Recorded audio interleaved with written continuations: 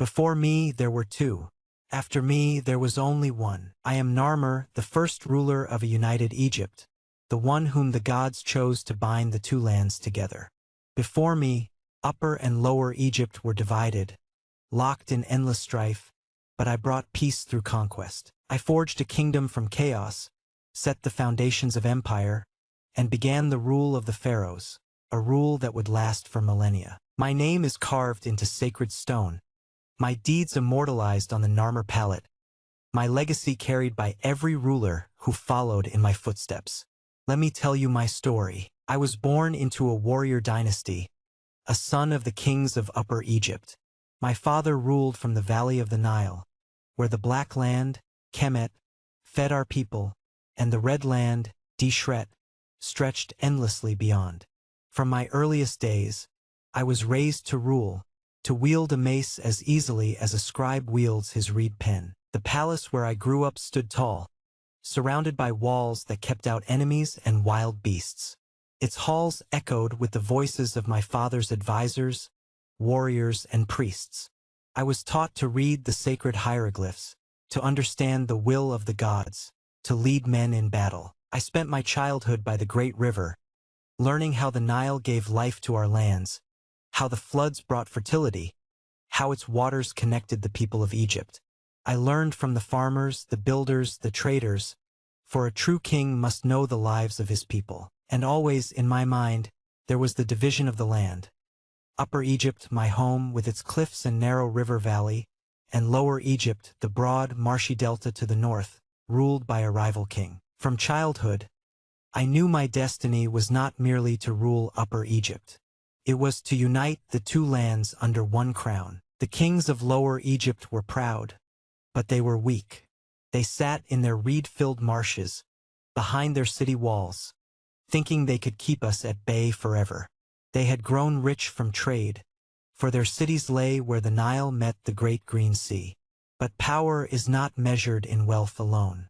It is measured in will, and my will was stronger than theirs. I raised my army, the warriors of Upper Egypt, hardened by the deserts, disciplined by war. We carried strong bows and flint-tipped arrows, copper axes and shields of tanned hide. We bore the standards of our nomes, the symbols of our ancestors, and above them all, the falcon of Horus, the god of kings. I led my warriors north, marching through the land of the lotus into the land of the papyrus. The first battles were swift. Villages fell before us, their chieftains bending the knee. But the king of Lower Egypt gathered his forces at a great city, determined to make his last stand. The final battle was glorious.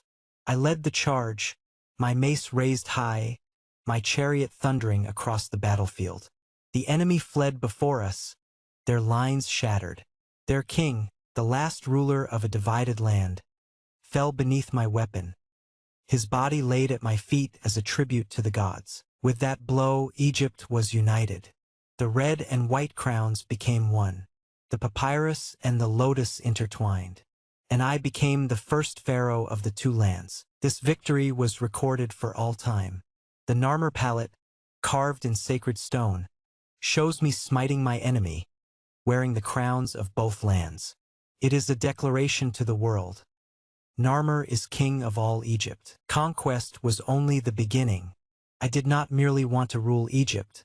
I wanted to shape it into a civilization that would last forever. I knew that a united Egypt needed a strong heart. I could not rule from the south alone. So I founded Memphis, my great capital, at the meeting place of Upper and Lower Egypt.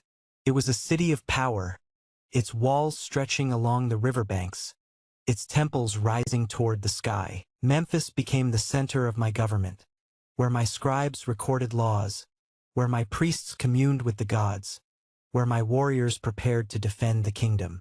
From here, I ruled over all of Egypt, issuing decrees that reached the farthest corners of the land. To rule a kingdom this vast, I appointed governors, known as nomarchs, to oversee different regions. I ensured that taxes were collected fairly, that irrigation systems were maintained, that the granaries were filled to feed my people. Justice was my law. I upheld Ma'at, the divine order of the universe. A pharaoh does not rule for himself. He rules for his people, for the gods, for the balance of the world. A kingdom must have heirs. I took many wives, noble women who strengthened alliances between powerful families. But my great royal wife was Nithotep, a queen as wise as she was beautiful. Together, we ensured that the bloodline of kings would continue. My children were raised as I was, taught the ways of war, the wisdom of the priests, the responsibilities of rule.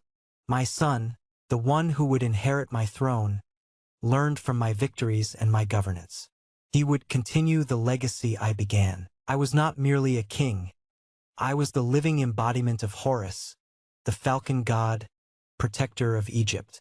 The gods had chosen me, and I honored them with great temples, with offerings of gold, incense, and fine cloth. The temples of Ptah and Horus were raised in Memphis, their walls inscribed with my victories. Priests sang hymns to the gods, their voices rising like the smoke of burning myrrh. I communed with the gods in the sanctuaries, seeking their guidance, ensuring that Ma'at was upheld. I reigned for many years, seeing Egypt grow strong under my rule. But even pharaohs must one day join Osiris in the underworld. I ordered the construction of my tomb, a grand structure filled with treasures and inscriptions, a resting place fit for a god. I knew that when I died, my soul, would travel through the afterlife, facing the trials of Duat before reaching the field of reeds, where I would reign forever. But my greatest legacy was not my tomb. It was Egypt itself. The nation I forged would stand for thousands of years, ruled by pharaohs who bore my crown, who walked the path I had set. And so long as the Nile flows, so long as the desert winds whisper my name, I am eternal. I am Narmer, the first pharaoh, the uniters of Egypt, the son of the gods, and I will never be forgotten.